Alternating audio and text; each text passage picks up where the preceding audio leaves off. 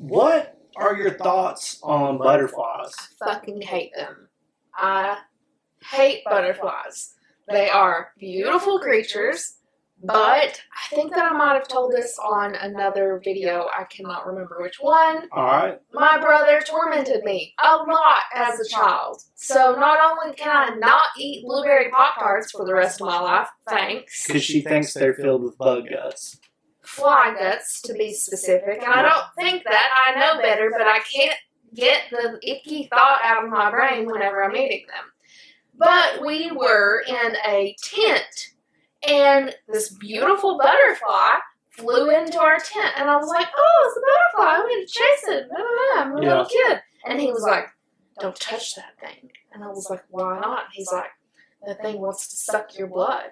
And I was like, that's mosquitoes, you dumbass, but not saying that because I'm a kid. Mm-hmm. And he's like, no. Like, whenever they, like, stick their little whatever that thing is down into, like, flowers, they're really just, like, sucking all the stuff out of it. So when it lands on you, it tastes you with its feet, and then it wants to eat you. And so after that, I'm like, you know, those fuckers are kind of creepy. Look at the thing's face and its little antenna. Well, they can't see it yet, but we're going to get into this video. I don't have anything to even relate to that. I was just say they're flying all over the place, and I feel bad when I hit them in the car with the windshield. But, so let's get into this video, Casual Geographics, why butterflies are not your friends. Oh my God, they're but some sharks are. They're going to confirm all my fears. Butterflies have been known to drink blood, and that's honestly not even the worst part. Butterflies will do this weird-ass thing called mud puddling, and basically it's when they try to suck the nutrients out of any organic matter. Which is why these knuckleflies will suck the blood from the bodies of animals that have already tapped out of life. There's a species of butterfly in Spain that is attracted to the smell of a fresh corpse, and they'll pull up to the body just to get a taste. They'll do this mud puddling thing with rotten fruit, literal deuces on the ground. Some will even drink the tears of other animals like sleeping birds or reptiles like turtles. There's even a type of butterfly that'll go out of its way to irritate the eyes of a turtle and came in to force them to tear up just so they can drink the tears for minerals. And because they don't discriminate, they'll do it to you too. In fact, there are some butterflies that are attracted to human sweat. Also, unrelated fact, most of a butterfly's taste buds are on its feet. So the next time a butterfly lands on your hand and makes you feel special, just know he's using you. Once he gets his taste, he'll just leave you and move on to the next. Because butterflies are just boys with wings. Let's talk about the bird that drinks literal blood. This is a vampire finch. This tiny lure is found only on the islands of the Galapagos. The vampire finch will peck at larger birds like the... I don't think guidelines will let me say this bird's name, but I'm gonna let the comments do it for me. These finches will peck at the birds until eventually the skin breaks and blood starts oozing out, which they will drink. Scientists believe this started because the finches would eat the parasites off the birds but accidentally break skin and draw blood in the process. But then they started drinking the homemade Kool-Aid and decided to make it culture. So now they just see bigger birds as flying blood banks. Doesn't really hurt the bird that it's getting it from, and the vampire finch gets free calories to keep it alive during a drought. It's not the only thing that can drink blood without a law degree. Some bats and butterflies be on the same type of time. The more you know. Okay. This was in one of the cute videos that we reacted to recently, and we were like, oh, it's so cute, whatever. And people in the comments let us know, I think from this video, that it is not okay. So we appreciate the letting. Yeah, we did not know, and if we did, we would not think it's cute. Now I just feel bad. Okay, so two things. One, that's not a rat. It's a South American flavored rodent called a Pacharana. It's like a travel-sized capybara. And two, Pacharanas have really sensitive skin, and putting soap on it removes essential oils from it. So best case, the soap is just mildly irritating to them. Worst case, this not a rat is in legitimate pain and is desperately trying to get it off. Either way, it's not a good look. Not to mention, if that soap isn't pet friendly, let's be real, it probably isn't. There's a good chance it could be burning its skin. Because I definitely just ruined this video for y'all, here's a Pacharana cleaning itself but without the soap. Yeah, big. So cute.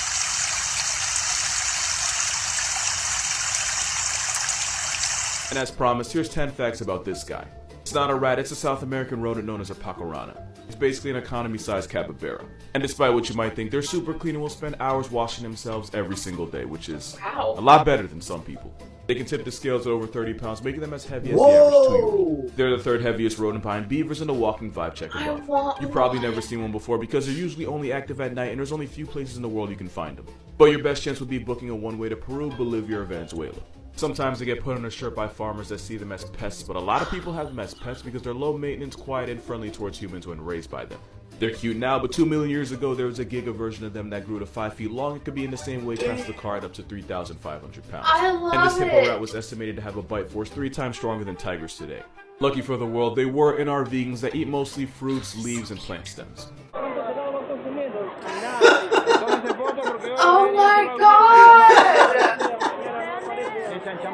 You'll never guess this. Master I Slayer. know. The story goes, an Australian homeowner nearly caught a heart attack when she saw a hairy foot with large claws poking out of her bathroom ceiling. And of course, it's Australia, so you kinda have to expect the worst. What she didn't expect was a Pokemon. The intruder turned out to be a brush-tailed possum. If you called him Wow. Pikachu, nobody would blame you. And even though it looks like a beach-blonde squirrel, as a marsupial, it's more related to kangaroos and koalas. They're normally not this color. Golden brush-tails only exist because of a genetic mutation that causes low levels of the pigment melanin. Which is why these unseasoned possums look fresh out the Pokeball. It's not even the first time. They have a habit of constantly breaking and entering. One brush-tailed possum broke into an Australian bakery and proceeded to eat as many pastries as his stomach would allow before anyone could stop him. This is how they found him. Oh, he's guilty, but he regrets nothing. Aw, man. Whoa. This picture looks creepy, but there's actually a pretty heartwarming story behind it. Rick Anderson is an Australian diver who's been exploring the ocean off New South Wales for more than 30 years. One day he was diving as usual when a shark approached him. The shark was a harmless baby Port Jackson shark that swam right up to him. Rick didn't make any sudden moves to avoid scaring her. Yeah, the shark's a girl. Started to pat her and even cradle her in his arms. Yeah, we are still talking about a shark. Also, this was 7 years ago. Now every time Rick enters the water, the shark will immediately rush over to him and brush against his legs. And when he holds out his arms, the shark takes it as an invitation to lay on them. In the 7 years he's known her, the shark went from a 6-inch pup to a 6-foot adult. Despite this, they're still able to instantly recognize each other. He's basically his dog and acts like it too. Doesn't even like feed her or anything, the shark's just actively choosing to be around him. Just like you'd expect from any healthy long-term relationship, she's even met his family. Rick eventually introduced his 3 kids to the shark, who got a hug from each. Moral of this video: sharks are really just the pit bulls of the ocean. Meet the real-life cat dog.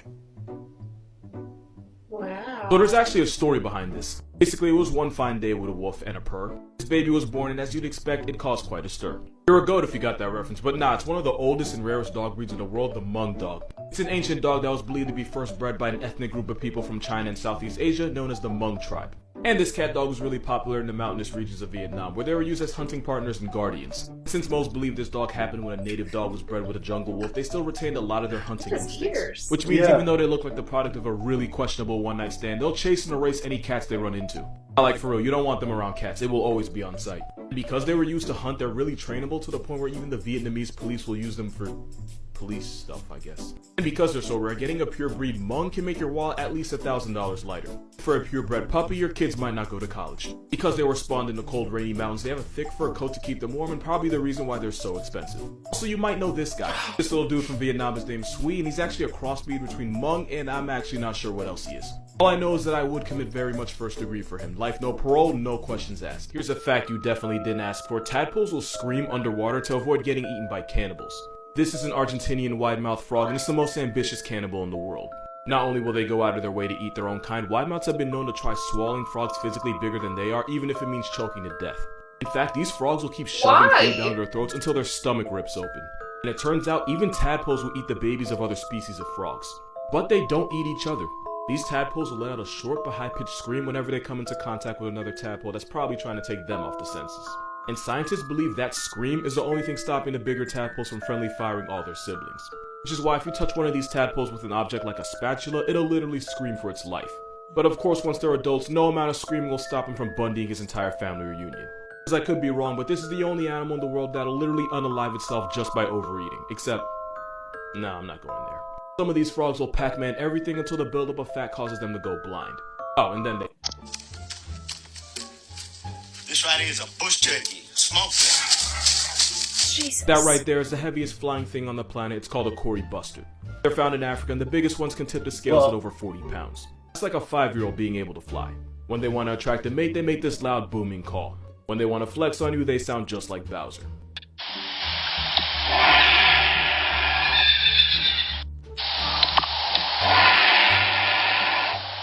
This Saharan steroid goose has a gullet pouch that inflates like a white balloon, which they use to make those mating calls while also dancing for female validation.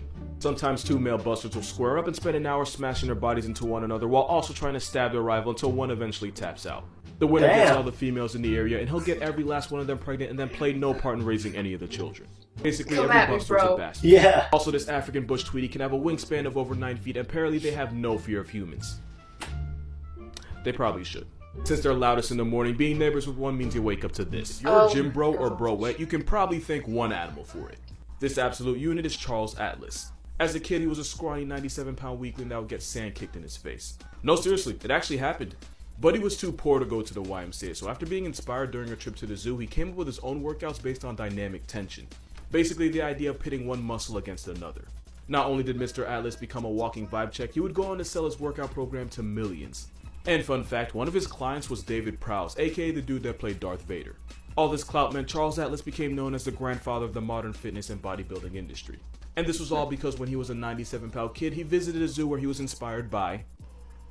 yeah. So if swole is the goal and size is the prize, Tony the Tiger is the reason why.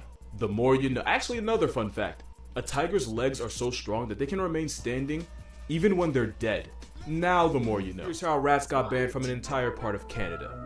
Alberta's the only place in the world inhabited by people with no residential population of rats, and rats are forbidden from establishing there. Meaning if a rat illegally enters Alberta, he and his entire bloodline will be erased with extreme prejudice. It all started when the Alberta government decided they were not having that rat nonsense on their side and declared war on them. But unlike Australia, they were actually ready. They claimed rats to be the biggest threat to national security and so created the Rat Control Program. Like they would have conferences on how to stop rats from ratting. 2,000 posters and 1,500 pamphlets were passed around railroad stations, post offices, schools, basically anywhere you could see them. The US had a war on terrorism, but Alberta had a war on rodents. Any population of Jerrys that were discovered were quickly removed from the census with zero discrimination. Any rat that passed the Alberta-Saskatchewan border was basically signing a death certificate. Of course, this meant pet rats were very illegal, and possession of one could make your wallet a 5,000 fine lighter. I cannot express enough how on-site they were about this. In 2004, someone released 38 rats in Calgary, but by the time officers arrived, yes, officers were called, it was that serious. The rats were already past tense by residents armed with brooms, 2x4s, and shovels, and whoever did it was promised a $190,000 fine. They were not f***ing around. There's even a hotline you can call in case you see a rat. After 70 years of rat genocide, Alberta is now the only place on the planet where you can find people but almost no rats whatsoever. If a rat is sighted, it's almost guaranteed to make the 6 o'clock news. Moral of this video. Don't be bringing that rat over there. They not having it. Dude, that was so bizarre at the end about the rats. How do you ban? I don't know. It's like, yeah, if you see a rat, they can kill it. Yeah. But, like, buildings get moss and rats in them. Not in Alberta. Well, we've got some wonderful people that watch our videos from Canada. Yeah. You can let us know. Many of them are in our Discord, so just let us know. I want to see in the general chat even understand a conversation about what the fuck that just was. Yeah.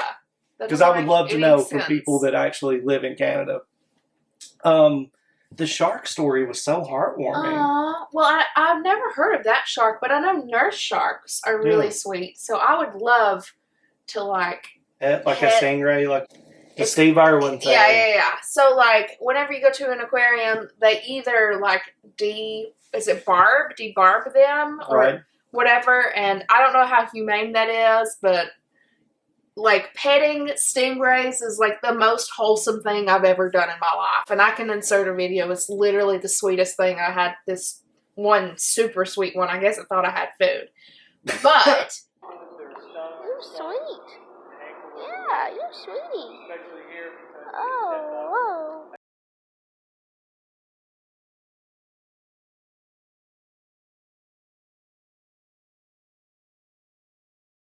if I could do that with a nurse shark, like actually be in there with a nurse shark, yeah, and it just be like puppy dogging all over me, I'd be fine. I'd be like, okay, check me out. I'm good. Like I'm done with my life. I've done everything I needed to do. I want the Little Master Splinter dude.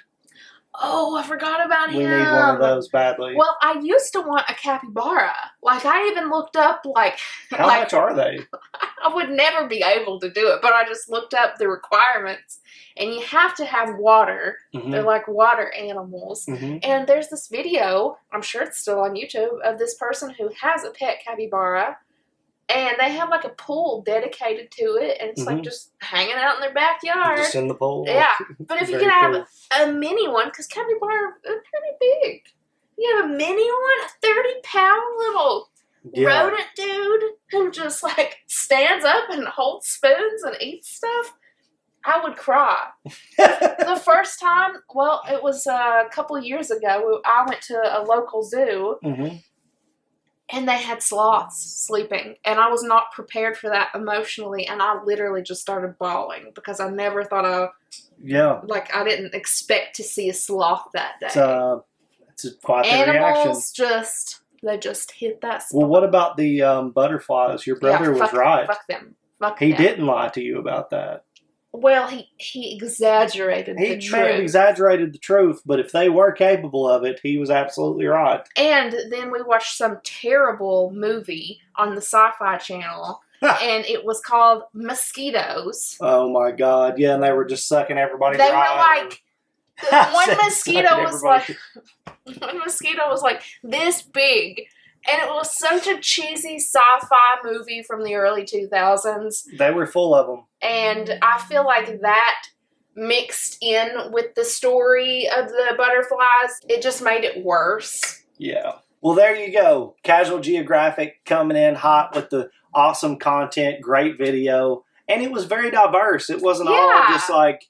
Sometimes it's awful just and like horrific. 10 minutes of like, these animals are just like ripping each other apart. Yeah, so we appreciate this one, man. Yes. And if you guys have not checked out Casual Geographic before this, you should definitely do so. Absolutely. He is active on multiple forms of social media, including Instagram, TikTok. Those are two that he's really big on trying to inflate his numbers. So go support him. He's a wonderful creator. If you enjoyed our reaction to this video, why, by God. What are you waiting on? Hit that subscribe button. Hit the like button.